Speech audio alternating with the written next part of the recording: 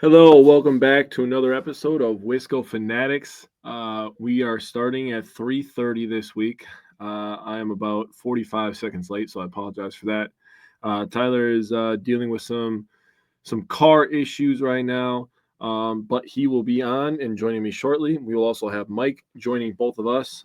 We have four Bucks games to cover. I will start with the Spurs game, which happened on the 8th, so a week ago today.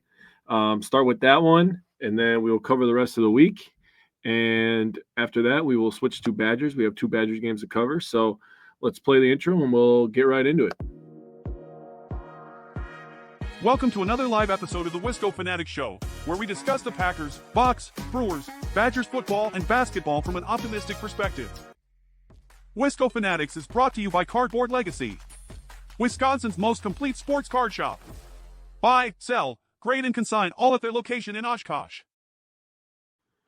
All right. So like I said before, we're going to start with the Milwaukee Bucks versus San Antonio Spurs. So before I get into my segments and stuff I wanted to cover with this game, just wanted to talk about a discussion that I had with Tyler during this game. So I was watching this game, obviously early in the first quarter.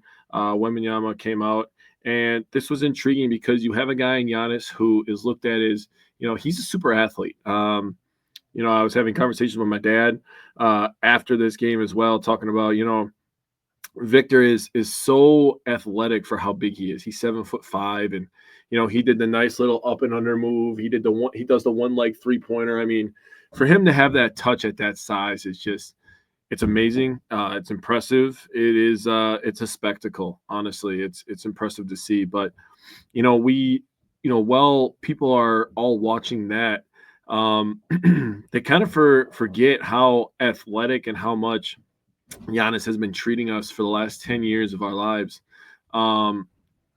He's obviously been in the league a little more than 10 years, but, really since 2017, so about the last 8 years, he's really taken a massive jump. He's been one of the best two-way players in the league.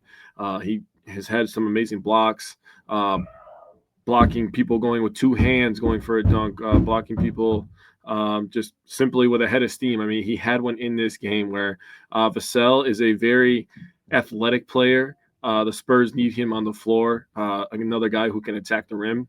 And Giannis just simply said no. So it's going to be a treat every time that these two match up. And I'm referring to Victor Wembanyama and Giannis Antetokounmpo. So it's going to be something.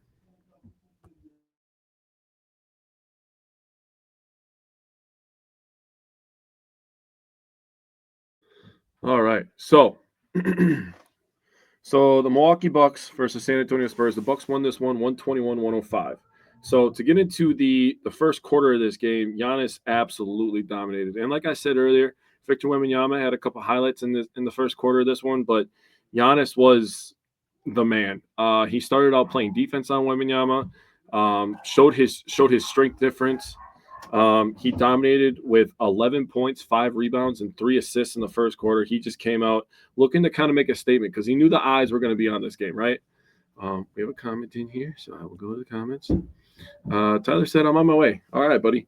So Giannis, 11, 5, and 3 in the first quarter. He absolutely dominated, wanted to make a statement, was guarding Victor Wembanyama pretty much for the entirety of this game, really showing that there are levels to this thing, right? As GA showed that being an all-NBA player isn't just from pure athleticism and size. Damian Lillard, he ended up being the leading scorer for the Milwaukee Bucks in this one. He had 26 points, 5 rebounds, and 8 assists, 8 of 13 from the floor, 4 of 7 from 3. And the amazing part for me is he didn't score till the 10:46 mark in the second quarter. So he didn't score at all in the first quarter, and he still ended up being the leading scorer for the Milwaukee Bucks. Brook Lopez had a good game himself, 22 points, 7 rebounds, and an assist. 17 of his 22 came in the first half as he was just, lighting it up from outside. Same with Dame and AJ Green as well. So talking about AJ Green, the bench scored 45 points, had 23 rebounds and 8 assists, 16 of 37 from the field, and 9 of 20 from three-point range. Now, 8 of those 9 threes came from 2 players. One, Gary Trent Jr., 4 for 4, so absolutely spectacular from him. He's been on a pretty good hot streak as of late. And AJ Green, 4 of 7 overall from three, 4 of 5 in the first half. He had a couple of disgusting highlight reel threes in the first half. He had one where he just caught it in the corner and just shot it over an outstretched arm of a 7'5" Wembanyama. That was amazing.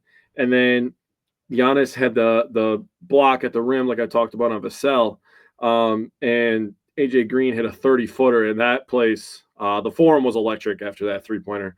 Follower of the show was at the game, posting lots of photos of AJ Green, and I saw it today. What was the name of it? I thought I took a picture of it. No, I did not. There's a page on X and on Instagram, and they called it the combo of AJ Green and Giannis. They called it Greek yogurt, and I was like, oh, I am going to be pushing this agenda so hard. Almost like when I heard Dairy Bird and Milk Mamba, I was like, oh, those got to stick, right? But Greek yogurt, what an amazing nickname for those two. So we get into the efficiency of this game. So on the drive, the Bucks ended up scoring 30 points. Dame and Giannis had 22 of the 30, and they were very efficient. On catch and shoots, we scored 48 points. Chris Middleton was 1 for 4, and Taurean Prince was 2 for 6. Everybody else was very efficient, at least at 50%. Those two kind of struggled just on this night. This isn't. I don't use this segment that I get the honor to cover. I don't use this segment to down anybody. Just, today wasn't their day, or today they were spectacular is really what I'm trying to look for.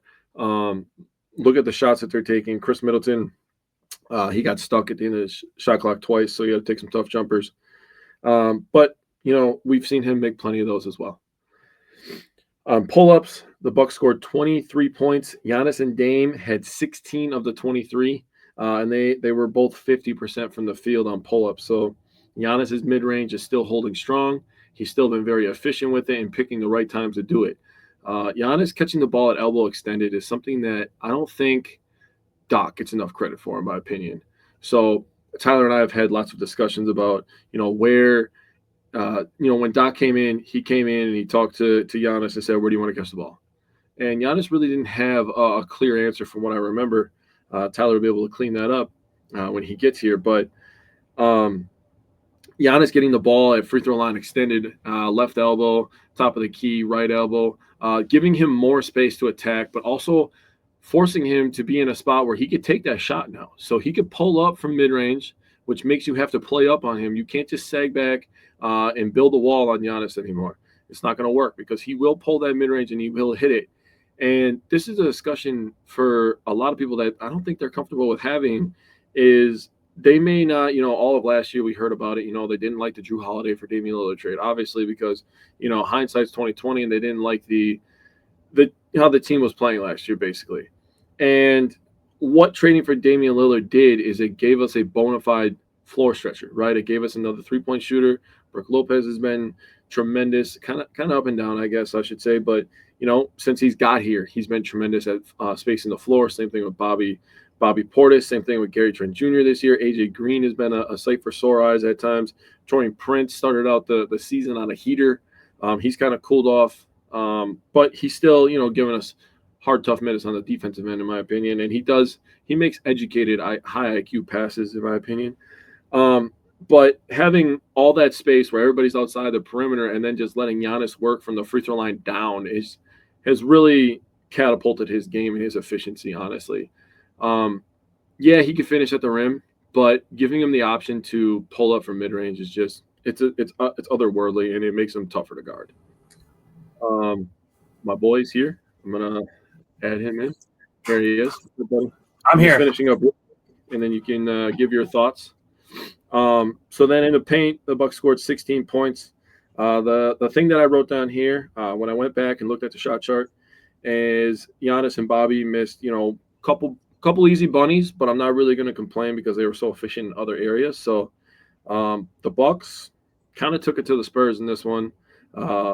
So that's what I got. Also, Andre Jackson Jr. only played 11 minutes, so everybody was. I saw some people saying stuff about, oh, he's not scoring. He's not going to be an efficient player. He's not going to be able to remain a starter because he didn't score. He only played 11 minutes. Okay, so they literally swapped Chris Middleton out of the starting lineup, and Andre Jackson Jr. was originally put in the starting lineup for his defense. Yep, that's why we know he's there, is because he's a hustle guy.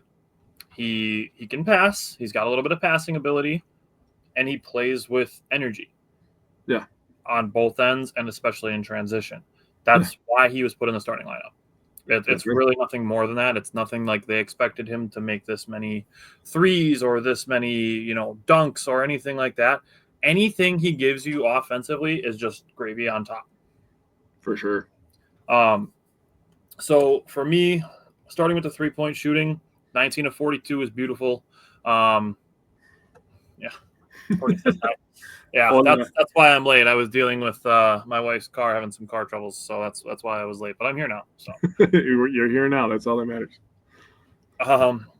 Damian Lillard and AJ Green were 4 for 7. Gary Trent Jr. 4 for 4. Brook Lopez 5 for 11.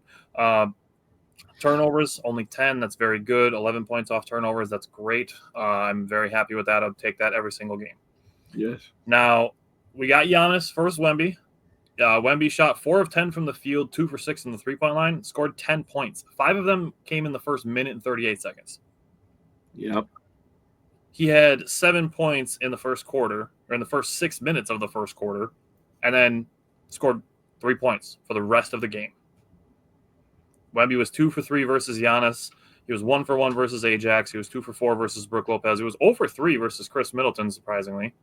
Oh, wow. And then Giannis was 5 for 9 against Wemby, plus 2 assists.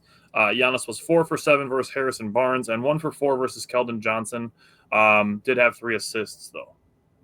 So, guys. And Giannis and Wemby were in a commercial together.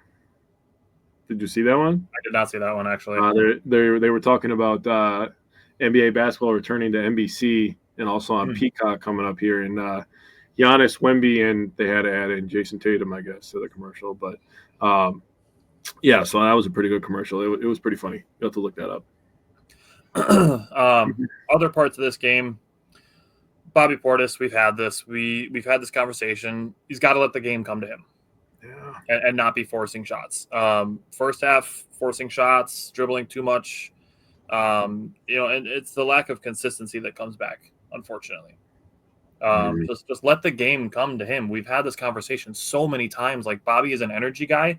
The ball finds energy. Just trust your teammates that you're going to get the ball back. You don't have to shoot the ball every time you touch it. I agree.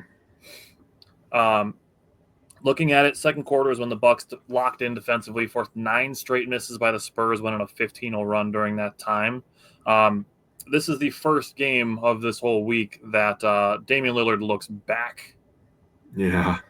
8 of 13 from the field, 4 of 7 from 3, 6 for 6 at the free throw line. Love that.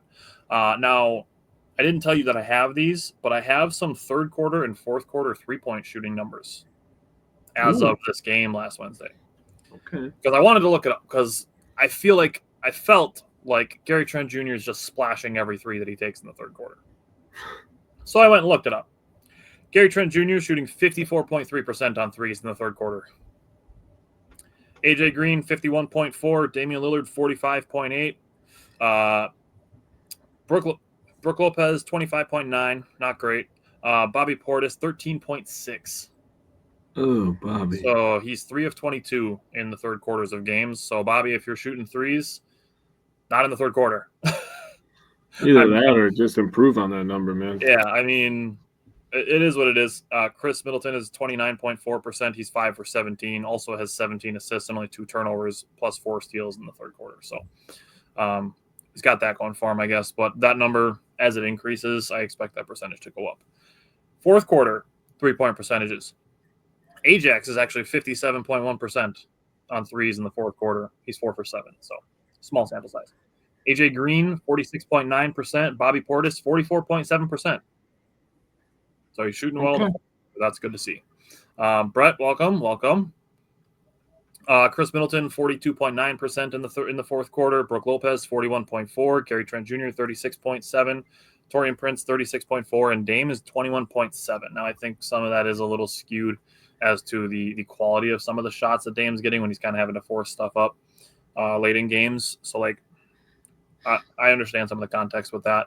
But I would also like to see his conditioning continue to improve, which we'll talk about as we get into some more of these games.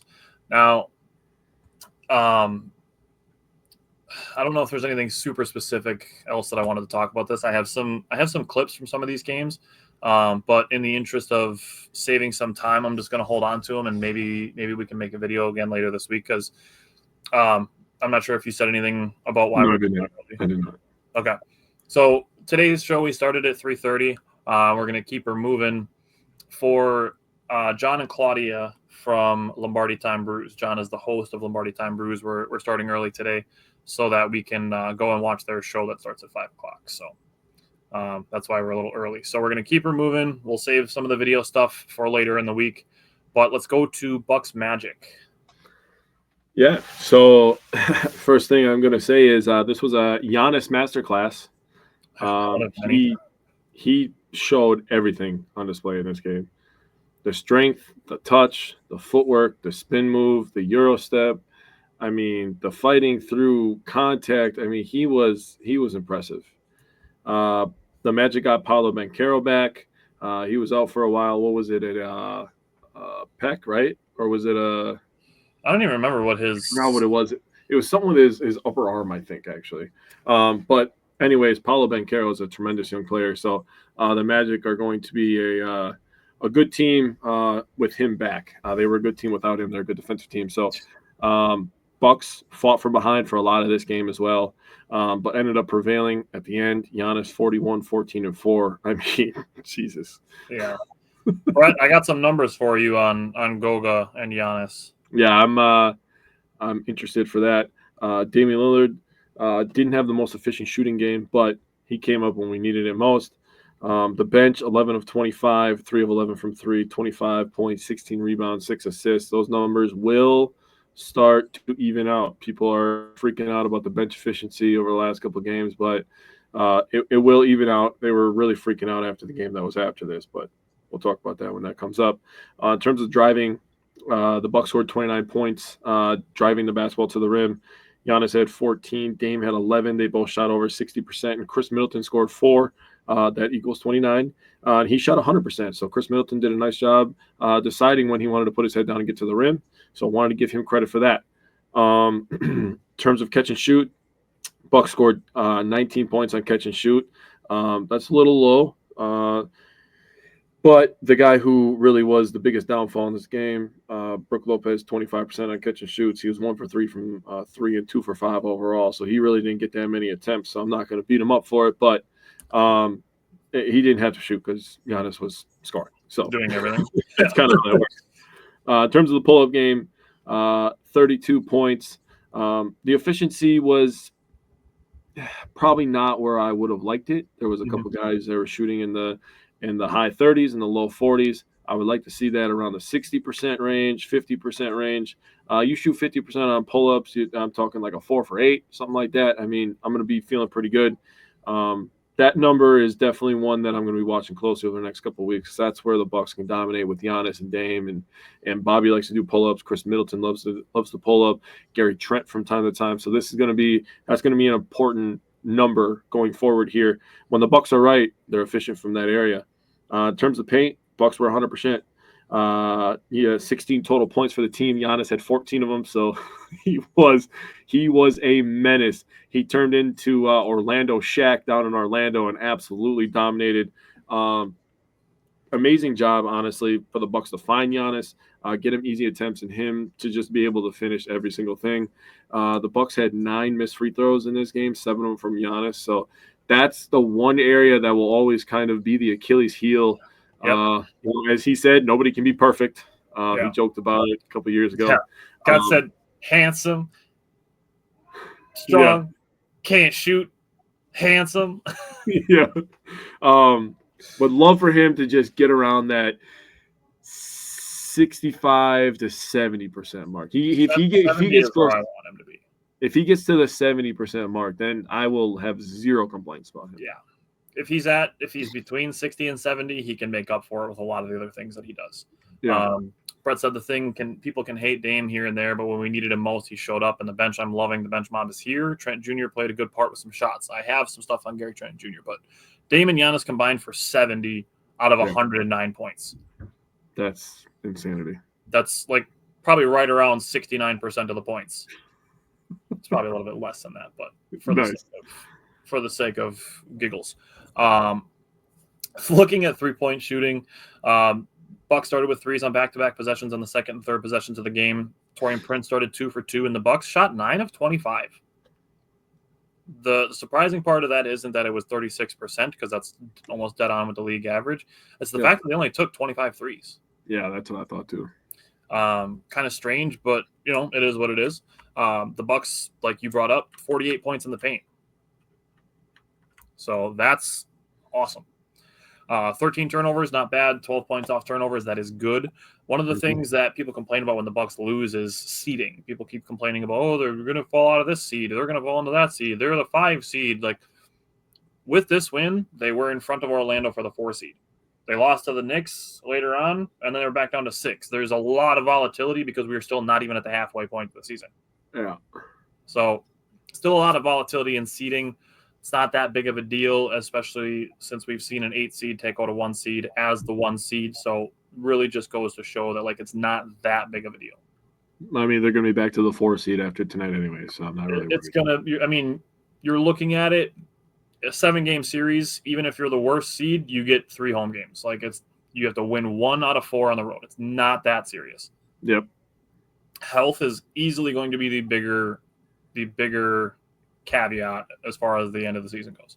Especially as a Bucks fan, if you don't understand that after the last 2 years, then I got 3 years. I got nothing to tell you. Yep.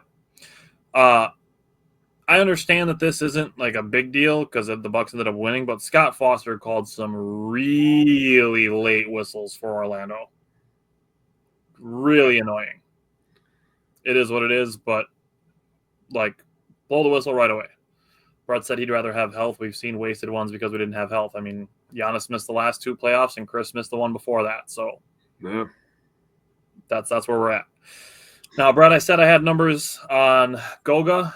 If we get to a point where, let's say, the Orlando and the Bucks are the 4 or 5 seeds, Goga Bitadze has no shot against Giannis in a 7-game series. Not in the playoffs. No shot.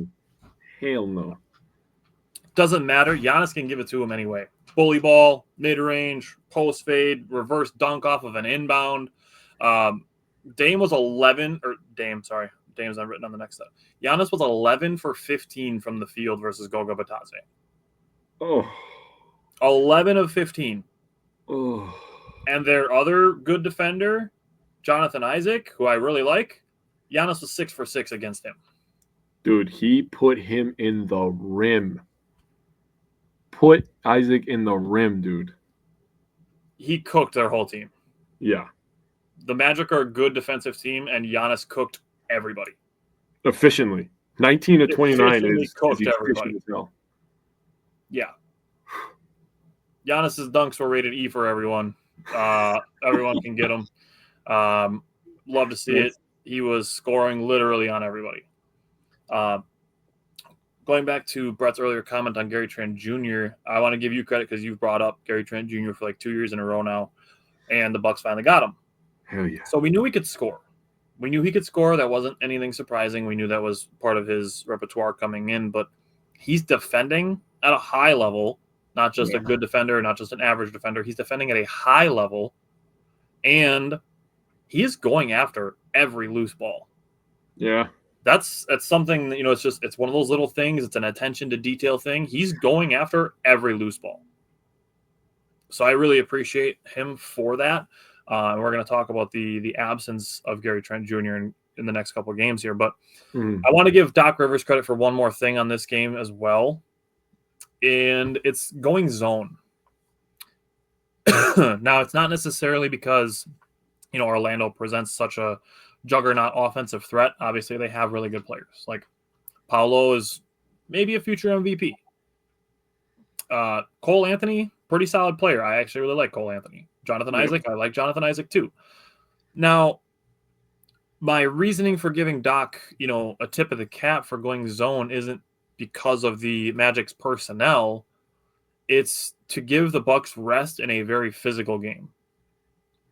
Playing zone, it gives you the opportunity to kind of just cover your area, and when the ball's not in your area, you can kind of just kind of stand and you catch your breath. Yeah. So in a very physical game, I wanted to give Doc Rivers credit for that, for giving some guys some in-game rest. And it also forced Orlando to use a little bit of the shot clock, which only extends that rest that I was just talking about. So in my mind, very smart move by Doc Rivers going to some zone to let guys catch their breath a little bit on defense. I like it. Good call out. All right. Brett said give that man an extension.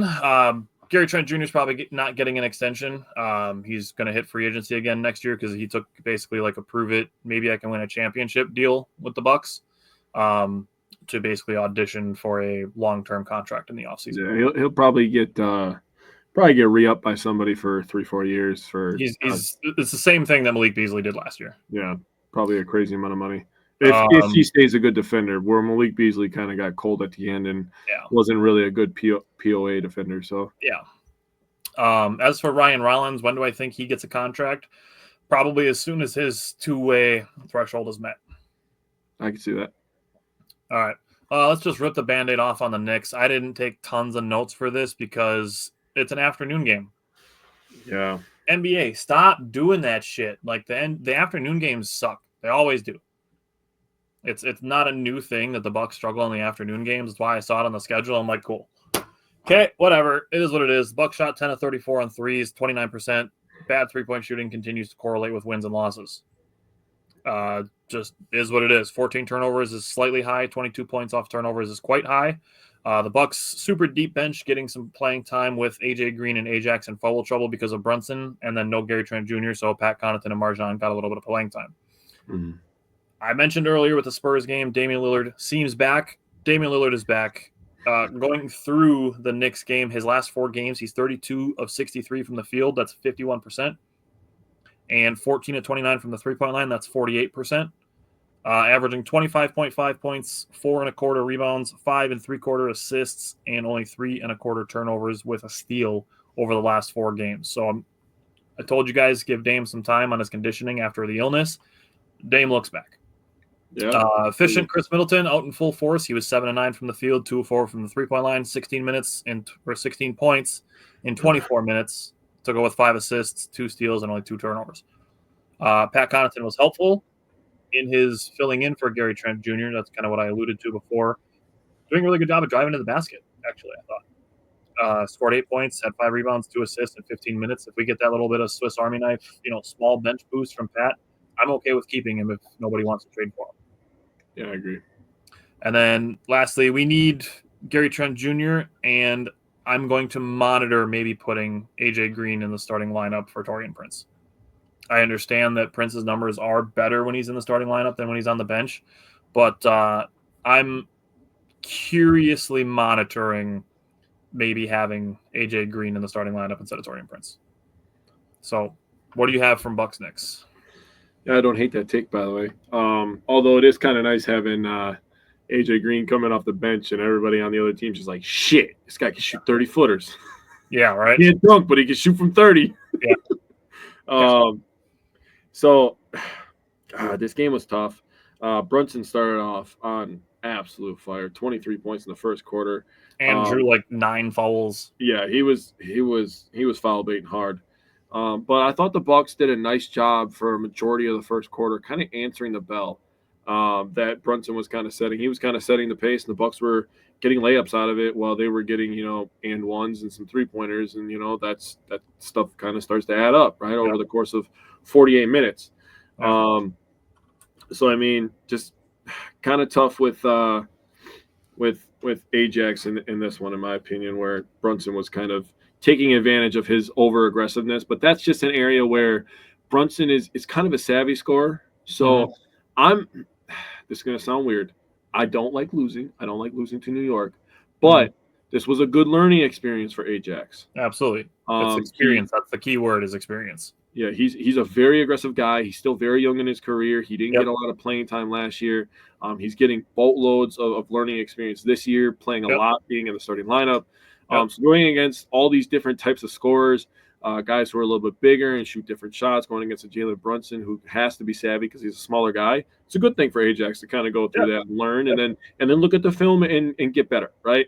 Because Ajax over the next 5 years is going to be really important for the Bucks, being a lockdown defender. So I'm just kind of piggybacking off of what you said last week, talking about that Nets game when you said he was too important to leave the game, and I agree with that. You know, that was a very good thing to bring up. So this is a good learning experience for him. If you're looking at efficiency, before I give my last point here, on the drive, we had 4 players that were very efficient. We scored 20 points off the drive. Catch and shoot, 29 points. And this is the area where it's a make or miss league, right? And guys didn't make their shots, and the Knicks did. The Knicks shot 43.9% from the three-point line. They had 18 threes. The Bucks had 10 threes. They were plus 24. We lost this game by 34 points. So the plus 24 right there, then you add the free throws. They had plus 10 on free throws. That's your 34 points right there. Pull-up game, Chris Middleton was literally the only standout. He shot 80%. He had 9 of the 19 points for the team, and Chris Middleton looked very, very good in this one.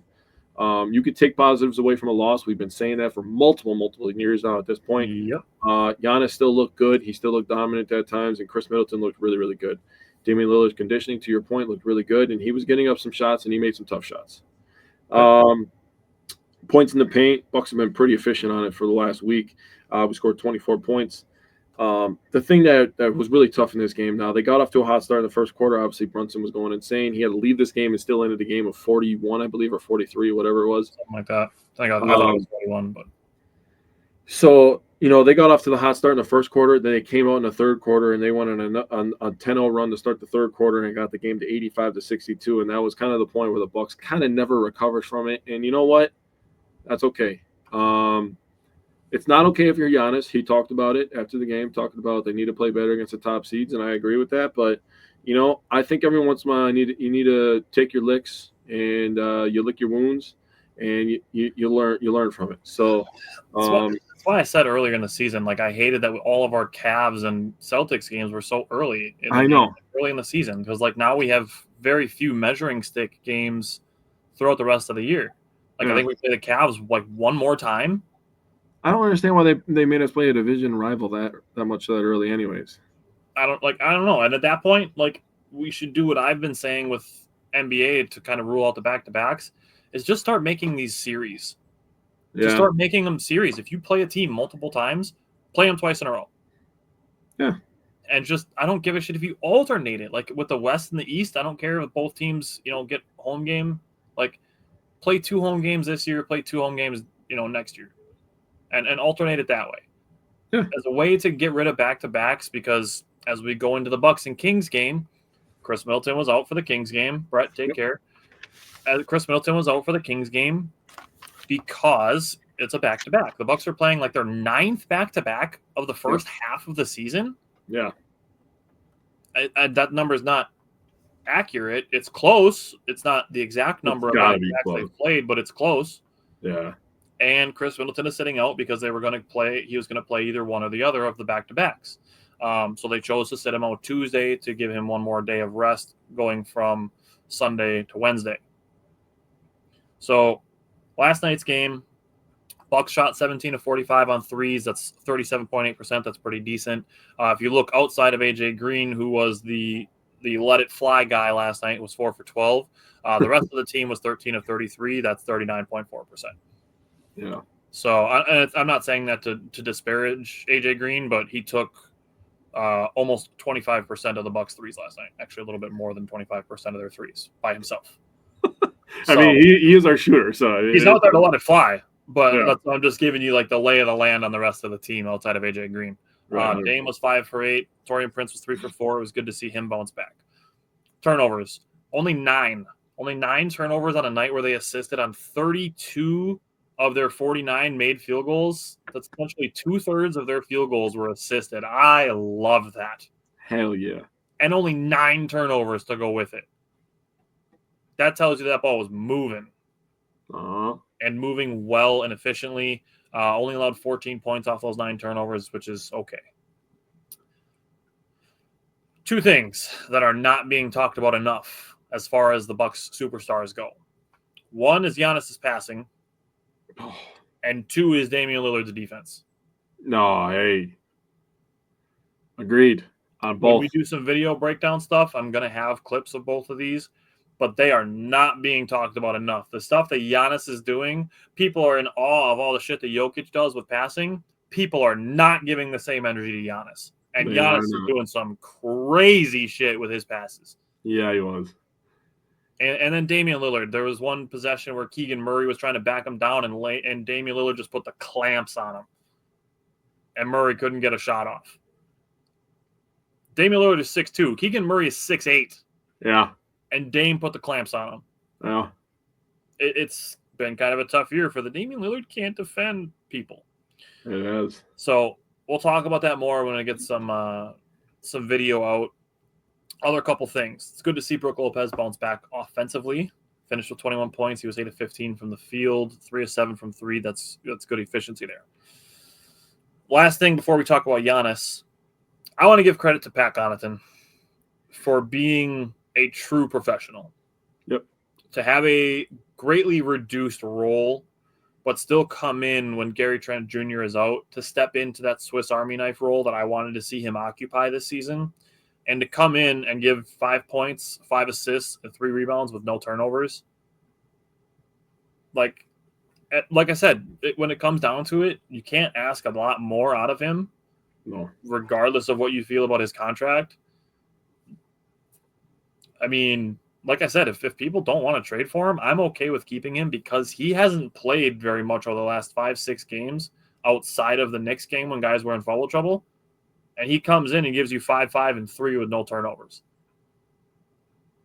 I'm okay with keeping him because if there's, God forbid, an injury to Gary Trent Jr. that's, more than just the injury that's keeping him out tonight's game as well, Pat Connaughton could come in super clutch. And he's going to hustle. You were giving credit to Gary Trent Jr. for hustling. Pat's going to hustle. That's the one thing that he brings to every game, right? That's why we love him. Yep. So let's use Giannis as the transition from me to you. So Giannis has the 33, 11 rebounds, 13 assists. I want to give Giannis credit for only having 3 turnovers. Turnovers have been an issue for him at times this season. So for him to have 13 assists and only 3 turnovers is wonderful. Mm-hmm. Also had 2 blocks. This was his 50th career triple-double.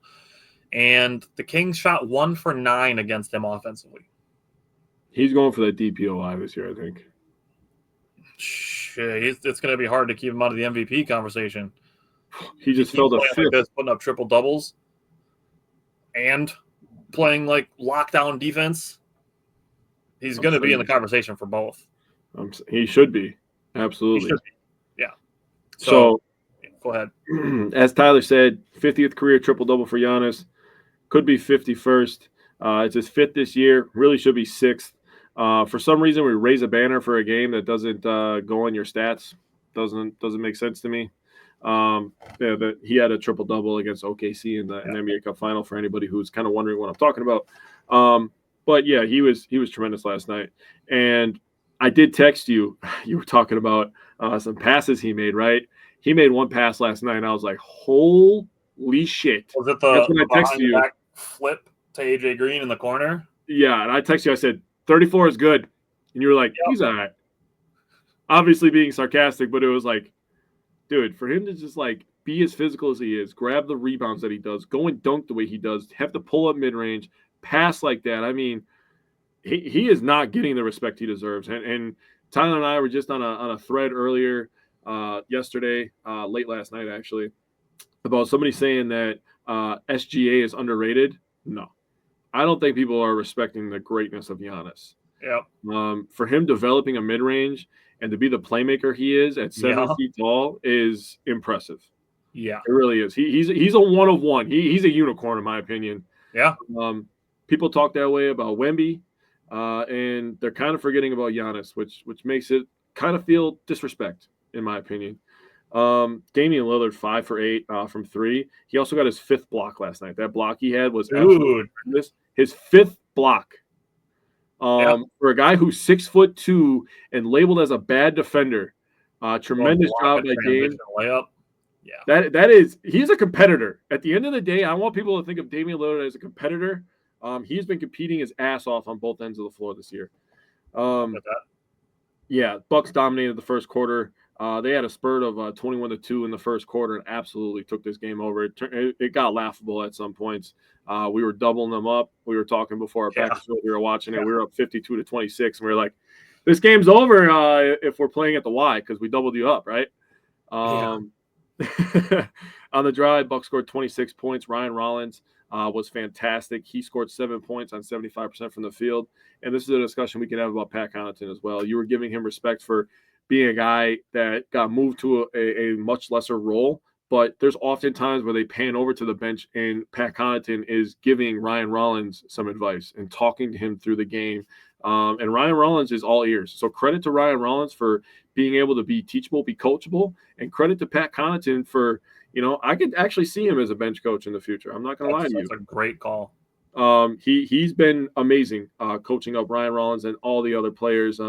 He's always the best cheerleader on the floor. He always cheers for his teammates to succeed, and he comes in, he does his job. So we will not accept any Pat Connaughton slander on this show. If you're going to slander him, get the hell out of here. That's how I feel about that. The Bucks scored 38 points on catch and shoot opportunities. As I talk like an adult now, they didn't have great efficiency, but the Bucks defense showed up in spurts, and it was good enough for them to get the win. Pull-up game, Dame looked like Dame. He had 13 points, shot 62.5% on pull-ups. He was back last night. This was the Damian Lillard we needed. Last night where I was just like, yeah, that three-pointer he had, I was like, dude, that was disgusting. And that was on Keon Ellis, who's a good defender. Yes, he is. He's a very good defender. Taller than Dame. He was giving Keon Ellis fits last night. Want to give a call out in the first quarter. He was absolutely pissing Ellis off. Ellis came into the game like, we're on a 7-game win streak. I'm feeling myself, man. I'm all dripped out. Damian Lillard said, "Come here, young blood. The buck starts here." Yeah, walk with me. Walk with me. Bobby missed one in the paint, but other than that, the Bucks were very efficient in the paint. I've been very happy with their ability to break down the defense and find guys in the paint, and the guys are finishing their shots. So if we finish our shots in the paint, we get good open looks from the 3-point line and catch and shoot opportunities, and they make them. It really is just about the Bucks' efficiency on defense is really what it comes down to, and if they show up. Yeah. You want to read that? Nope. Okay. All right. Anything else you wanted to say about the Kings game? Bucks kick some butt. Hopefully they do it again today. Yeah. 47 points is their new quarter high for any game this season. Their previous high was 42, so that first quarter was setting the tone. If we're looking at the Knicks game and then the first quarter of this game, that was a tone setter, kind of a lookout, not even to the league or just to the Kings, but to themselves. All right, so we're gonna bring in almost bringing Mike. What's next for the Bucks? They have tonight against the Magic again. Then they have Friday against Orlando, and they have Sunday against Philly. So we will have 3 Bucks games next Wednesday. So now we can bring in Mike. And we'll switch to Badgers and bring in Mike. Mike, welcome back. You got yourself muted currently, so there you go. I like how we got done with the Bucks segment at 414. Nicely done, Tyler. Nice. Totally drew that up on purpose. It's exactly how we planned that. Yep. 4:15. So now sometimes the universe answers your call, right? So now we're on Badgers time, and we're going to start with Badgers in Minnesota. We'll start with Mike with the guards. Welcome in. And what did you take away from Badgers in Minnesota?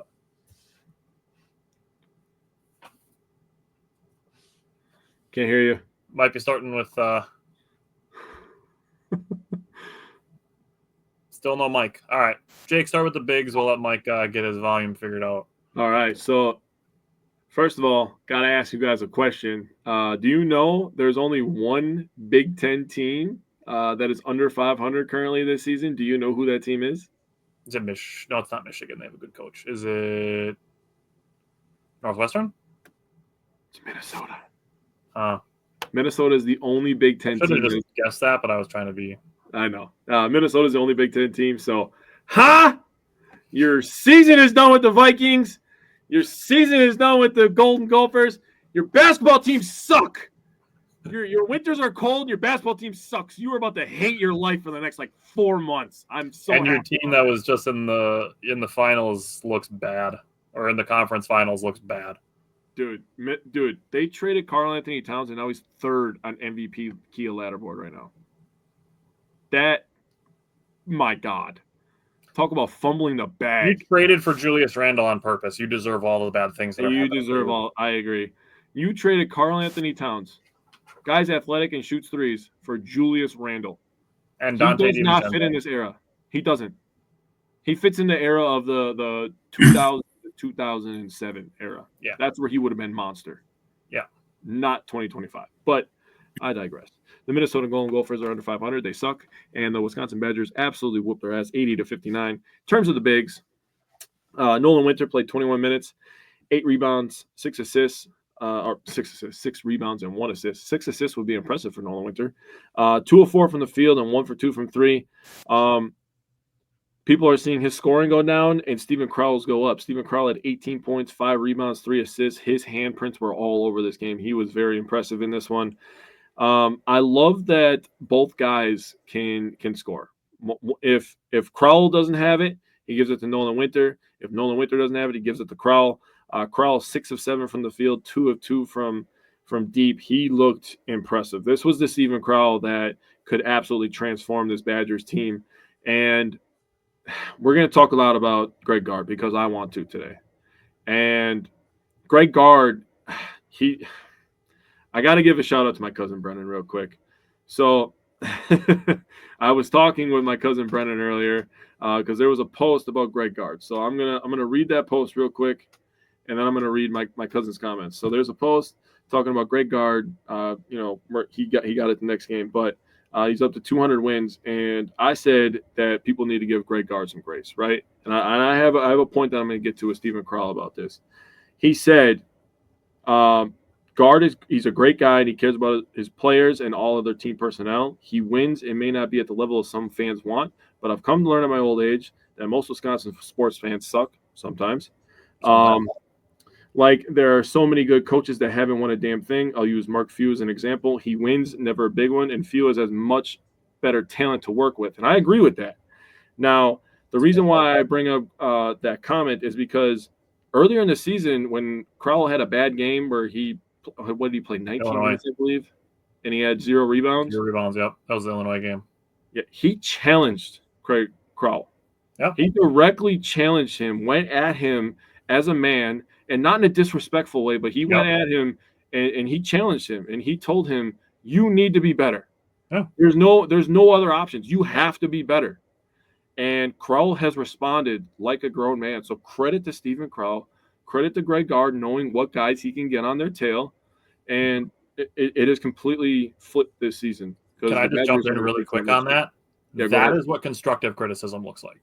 Yes, 100%. Constructive criticism is not going Steven Crowell sucks, 0 rebounds and 7 feet, useless. That is not constructive criticism. That's just flat pessimism. I agree. So what Greg Gard did was constructive criticism. Yep. Okay, continue. So I'm just going to wrap it up real quick here.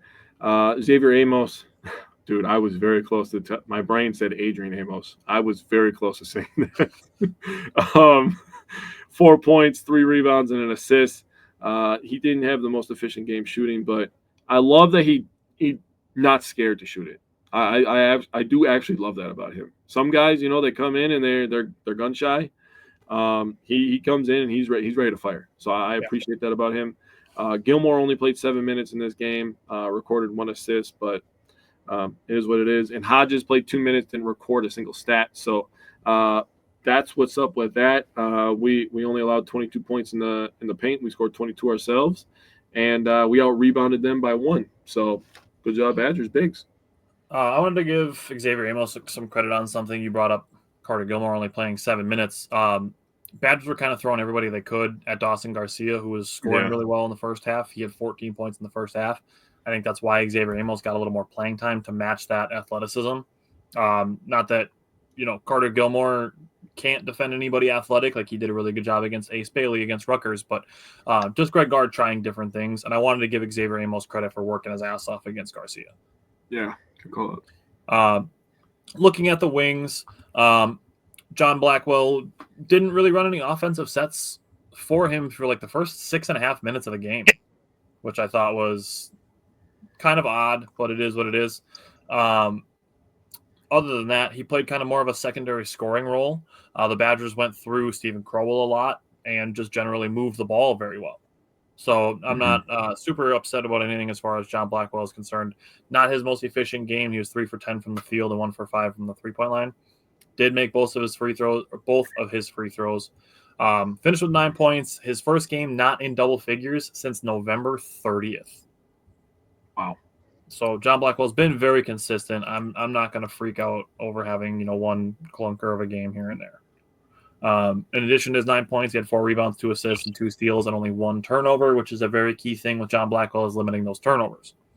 Same goes for John Tonje. He got a little bit banged up in the first half, came in, banged a 3 on the next possession, so good for him. I've talked about this before, and I'm going to give credit again. John Tonje makes an impact in the rebounding category. He is a very important rebounding guard, and I appreciate him for that. In the second half, made a really great transition pass to Kamari McGee with the left hand, helped put the Badgers on a 7-0 run. The Badgers won this game, somewhat handily. They were down 15-5 early in this game. They were.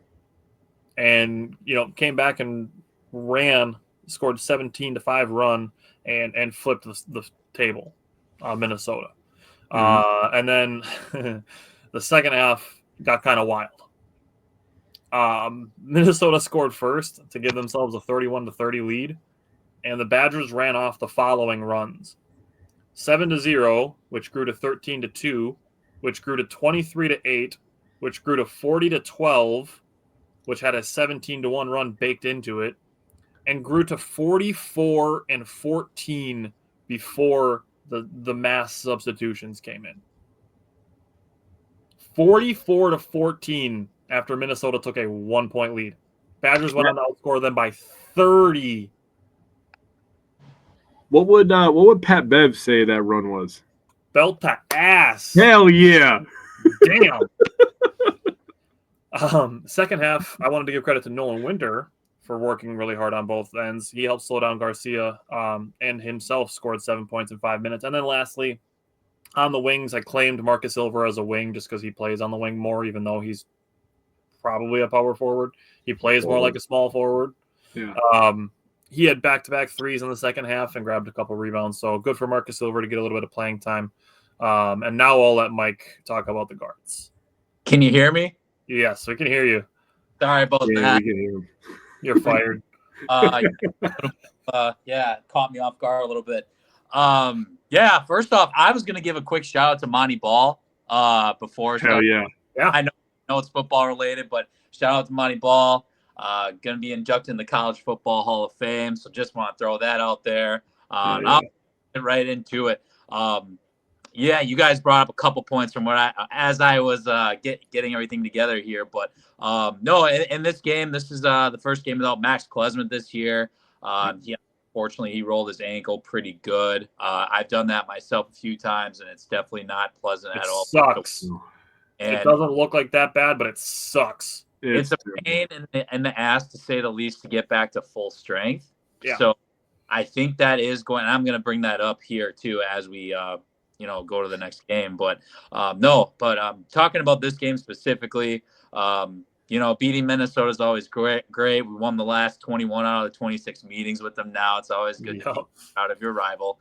And in terms of this game, I'll be the first to admit, in the first 10 to 15 minutes of this game, I think with the new lineup and everything, I did think the Badgers got a little disjointed. That's fair. More so with defensive assignments and a slower pace. when's the last time Badger fans can say we actually play a team with that had a slower pace than us, right? So Minnesota is ranked 360 out of 364 in Ken Palm tempo rankings. So that an insane stat line. You would have thought that would have been Wisconsin, but no, that's actually Minnesota, believe it or not. But yes, jumping into it, Kamar McGee for his first career start as a Badger. I don't think you could really ask for too much more. He played 33 minutes. That was the most out of anybody on the team in this game. He had 15 points, 5 rebounds, 3 assists, and 3 steals and 2 assists. I don't know if I know we got other guys that have made huge jumps to this team, obviously, but in terms of, production and whatnot, I don't know you can't really argue too much with Kamari McGee. He's made one hell of a jump, and he's clearly a big part of this team. I mean, we did see it last year when he was out with his ankle injury for a bunch of games, and it definitely, I think, played a big part in why we went on that losing streak. But no, getting right back to it, he played one hell of a game for his first start. I don't think, like I said, you couldn't ask for too much more. And then Jack Janicki got a little bit of playing time.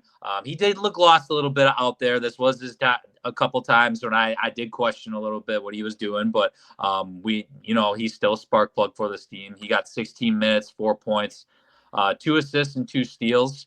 And that was more so the main points I wanted to point out for the guards. You guys already touched base on this already, but I also wanted to give Xavier Amos his flowers. I think you could actually argue this was his best game he's played so far as a Badger, because defensively, especially in the beginning, I'm not going to downgrade these guys by any means, but we had Nolan Winter on Dawson Garcia for a bit. We had Carter Gilmore, and it seemed like Dawson Garcia had his way for the most part in the beginning of things. Yeah. But then, Xavier Amos came in. He's obviously a different body type. And when he got matched up on Dawson Garcia, the next 5 attempts Dawson Garcia took, they were misses, right? So obviously had some sort of an effect on him. So props to, Xavier Amos. I definitely wanted to call that out. So, it's clearly now that it is clear like this team is a 3-point shooting team, right? I'm going to talk about the next game too on how much of a difference that makes. But, in the first half, we're 3 of 13. Then in the second half, we shoot over 53% from 3. So, Coach Guard's talked about it. He's talked about how much the 3-point game has evolved even, in the college basketball landscape. He's made a point that his team's going to be about that. So I think that pretty much correlates in terms of what he wants to do with this team this year. And, sometimes it's your night shooting the ball and sometimes it's not. So, we're moving on to Ohio State. The things that I love just as the game itself is concerned is the ball movement has been really great. And watching the games, the Badgers are the aggressor on every 50-50 and loose ball. Yeah. Those are 2 things that I don't ever want to change, regardless of what other changes Greg Gard makes offensively or pace or anything like that. If you keep ball movement and 50-50 balls and loose balls, being aggressive on them, those are great traits to have of any basketball team, any level, anytime. Yep. Now, as we transition into the Ohio State game, something that I've noticed over the last 4 or 5 games for the Badgers is they do a good job of, as a team, rotating defensively. But something is a little, very slim amount of concern is they're giving just a little bit too much help off of shooters. Yeah. And we've seen it kind of transition into a lot of threes being made by their opponents. But something, like I said, I'm not super concerned with, but something I'm going to monitor going forward as a potential improvement of not letting shooters have too much space when you're making your defensive rotations. So let's go to the Ohio State game. Jake, you can start with the bigs again. What stood out to you from last night's game? Wish I was talking about wings in this game because I have a lot to say about our guy, John Tanjay. But I'm going to let you cover that, buddy. Nolan Winter, 4.6 rebounds and an assist. He was able to find a way to be efficient without making a shot. So that's credit to him, honest to God. That's something in basketball where Tyler and I know we have talked about this before with the Bucks as well. We've talked about it with Bobby kind of challenging him. We talked about it with Pat. We talked about it with pretty much everybody, every player that's played for the Bucks over the last 3-4 years. Is that scoring isn't everything. You can find a way to impact the game, especially a basketball game, in a lot of different ways. And I talked about the Badgers. Maybe their weakest point is rebounding, and he did a nice job rebounding last night, grabbing 6 rebounds. The Badgers. I almost said the Bucks because I was trying to talk about them. You brought it up. You did it to yourself. They did a nice job keeping the rebounding close. If they keep the rebounding close in every game, they're not going to turn the ball over too much, even though they did have 12 last night. They're usually pretty good with moving the ball with the offense that they run. They're good at pushing the pace, and they're good, and they take a lot of threes, as Mike said. So, they're going to find a way to score, and they're going to take care of the basketball. If they can find a way to be physical enough and grab rebounds and control that part of the game, that's when this team can be an upper echelon Big Ten team, which, by the way, the Big Ten this year is going to be on crack. It is going to be insane. Look at the standings right now. It's insanity. Right now, just to look. I think there's 3 teams on top that are 5-0. I think it's Michigan State. Who else is it, Mike? Michigan. Is Michigan still undefeated? Not. I don't think anyone's. Yeah. In conference, Michigan State and Michigan are 5-0. Purdue is 5-1. Illinois is 5-1. Oregon is ranked number 13. They're 4-2. Illinois. Badgers are 4-2. They're in 6th place at 4-2. The Badgers are a damn good team to be in 6th place in their conference. I mean, this conference is going to be insane. We're going to have some big boy matchups coming up here. Tyler mentioned it before about the Bucks, that the Bucks don't really have a lot of measuring stick games for the rest of the year because we played most of our big time conference foes already early in the season. The Badgers is kind of opposite. We got a lot of measuring stick games. Badgers have a gauntlet in February. It's going to be fun. I'm not saying like it's going to be, it's going to be tough, but it is going to be tough, but it's going to be fun. It's going to be good basketball. I'm really excited for college basketball this year, especially in the Big Ten. It's going to be good. Going back to the bigs, Steve McCrowell played 28 minutes in this one, and he was the big man in my opinion. He's been scoring the ball at a really, really efficient rate over the last couple of weeks. 14.7 rebounds, which reminds me, I wanted to make a graphic of Steve McCrowell. Graphic of Crowell. And 5 of 10 from the field. He shot 3 3-pointers. Didn't make one, but I was like, dude, you're shooting 3 threes. I love that, man. Presenting himself as a threat. That's all I want. Hell yeah. So good for him. And then Carter Gilmore, he got a little bit more run in this one. Played 28 minutes, 5 points, 3 rebounds, and an assist. Cashed another 3-pointer. I don't know what it is, man. When he makes a 3, man, it's like the prettiest 3-pointer of the game. Like he straight up just nothing but net this one. And he competed on defense. Amos and Gilmore kind of flip-flop roles over the last 2 games, and Gilmore answered the bell in this one. Yeah. Looking at the wings, kind of a tale of 2 halves for both guys. John Blackwell, the first half was his. 9 points. John Blackwell scored the Badgers' first 9 points. And he did it in 3 different ways, scoring at the 3-point line, scoring in the mid-range, and hitting 2 free throws. Now, free throws is my biggest sticking point with John Blackwell. He made 4 out of 6, but the 2 that he missed were not good times to miss free throws. Thankfully, he got saved by the hand of Stephen Crowell tapping one out, and the Badgers were able to get a reload. But the last 2 with a second and a half left in the game, he wanted to make the first one and miss the second one, and he did the opposite. And, it is what it is. The last play ended up being out of bounds, and it wouldn't have counted anyways because he airballed it. So no harm there. But, got to make your clutch free throws, John. And that's something that John Tonje did. So he was 3 for 7 from the field, but 10 for 10 from the free throw line. I put it in my notes in all capitals. John Tonje was an absolute rock for the Badgers. He was the reliable guy that, if he got fouled, he was making both free throws. He led the charge in the second half when the game got close. He was at one point where he scored 7 straight points, had a crazy reverse poster dunk over a big man.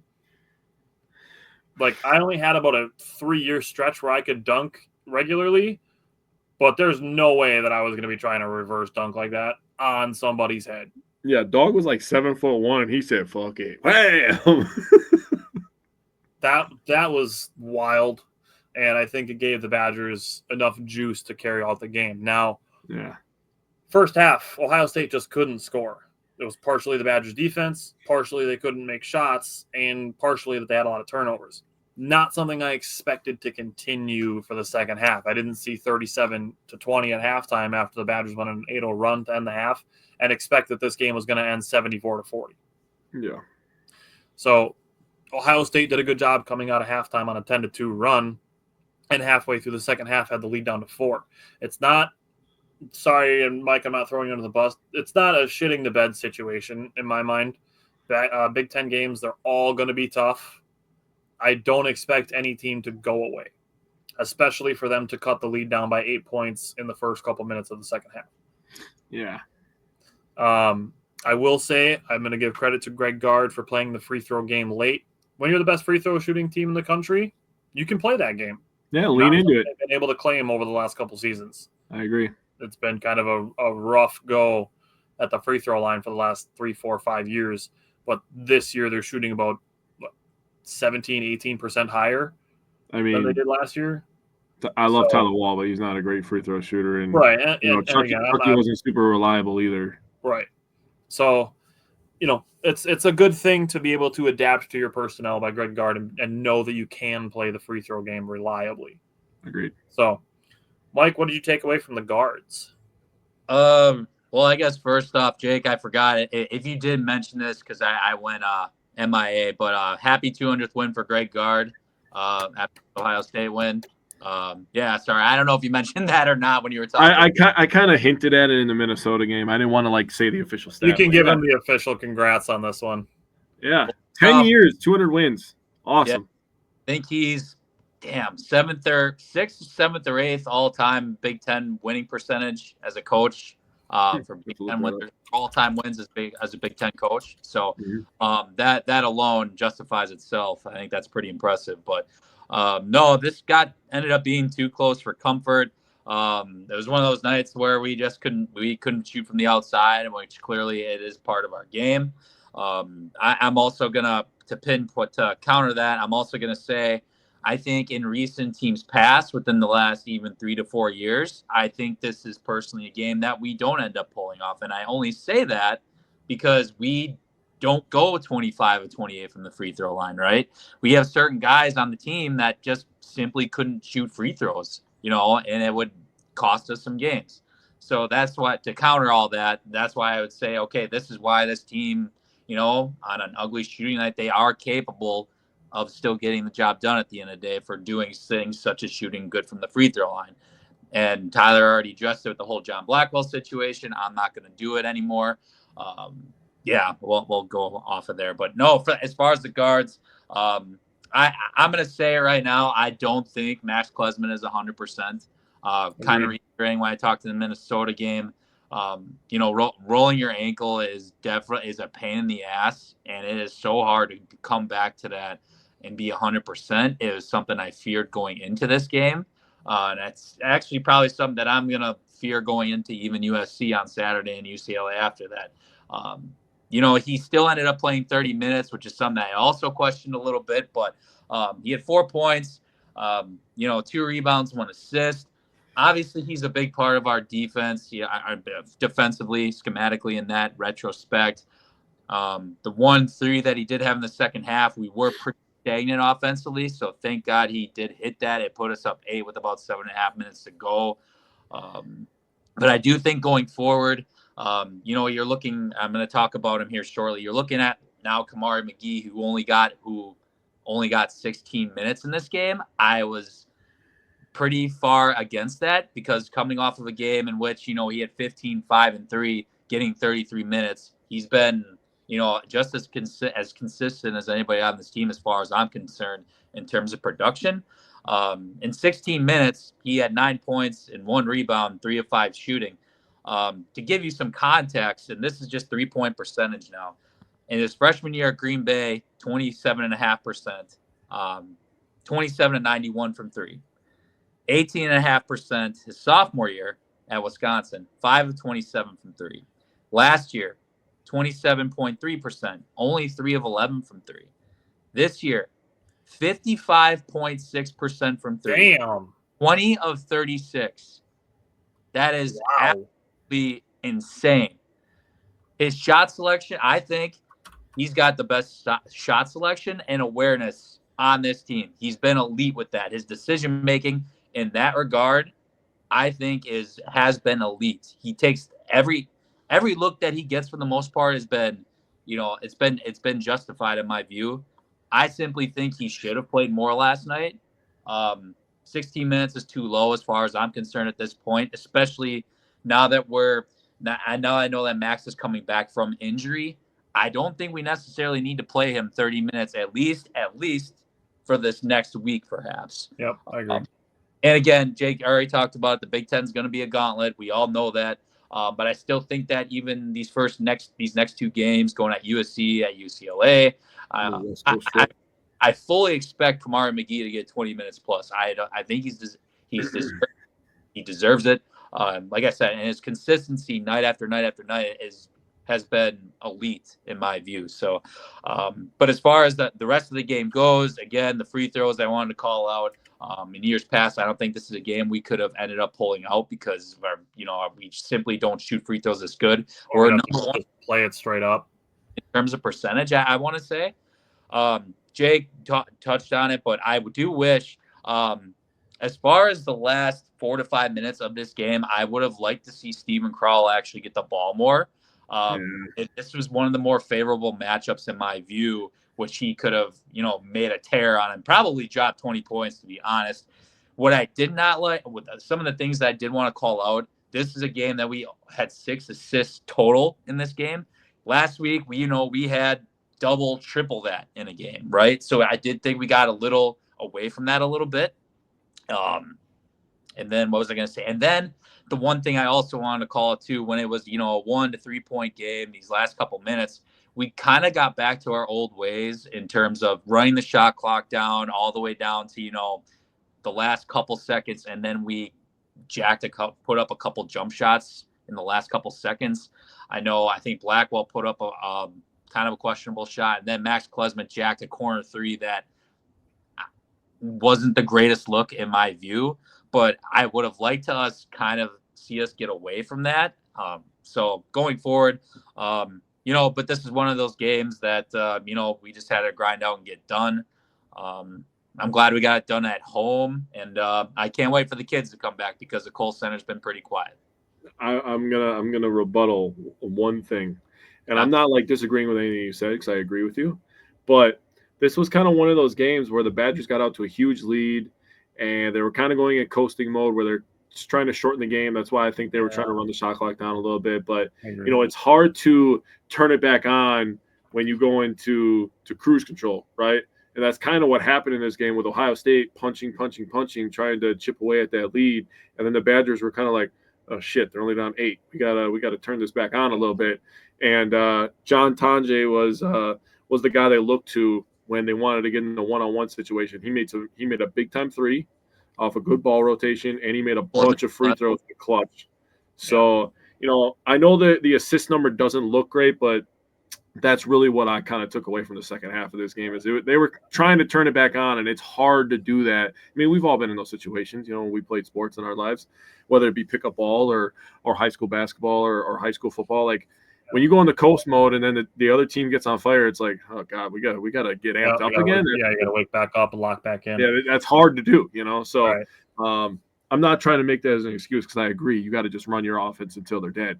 Keep the foot on the throat, which I think is the point that you're trying to get at. But that's what I think happened last night. Also, I do think that they should have played Kamari McGee more. He could have been a spark plug when the offense was kind of dead because he is a true point guard and would have got the ball movement a little bit better, and he's aggressive at defense. So I think that would have been the one thing I would have went against guard last night, played him a little bit more. I went and tried to find the stat you were looking for, Mike. I think I got it. Yeah. Greg Gard is now 200 and 110 at Wisconsin, including 108 and 72 in the conference at 600. His conference win percentage ranks 8th best among Big Ten coaches of the last 45 years. Okay, that's what it was. Yeah. Justin said today's big question is tomato or apple. Oh, look, it's strawberry. That's never going to die now. Thanks, Justin. Mike has no context on this, but Justin sent a Yeah. tomato last night after a joke that Tyler made, and I thought it was an apple. So here we are. That was good times. It was pretty funny. So Badgers have 2 games between today and next Wednesday. Yeah. They play UCLA and USC on Saturday and Tuesday. So we will have 2 games for the Badgers next week. It's getting close-ish to Brewers season, so we're not quite yet to pitchers and catchers reporting. We're still about a month away from that yet, but Yep. It's going to be time to start thinking about the Brewers soon. Other than that, we're going to get out of here, and we want to make sure if you are watching us, please go watch Lombardi Time Brews. They're going to be recapping the Eagles game. It is their final show tonight, so please go watch Lombardi Time Brews. They are friends of the show. John and Claudia are awesome people. We've become good friends with them over the last couple of years. We've collaborated with them multiple times in person and virtually. So we're gonna go watch their show. They start in about 15 minutes. So we want to show them some love on what is their final show. Other than that, thank you everybody who came to comment on our show and watch our show and continue doing so. We are not retiring, but again, we wish the best for John and Claudia. And Mike, Jake, we will see you guys next week. Peace out. Go Bucks, go Badgers. Yes, sir. It was an apple.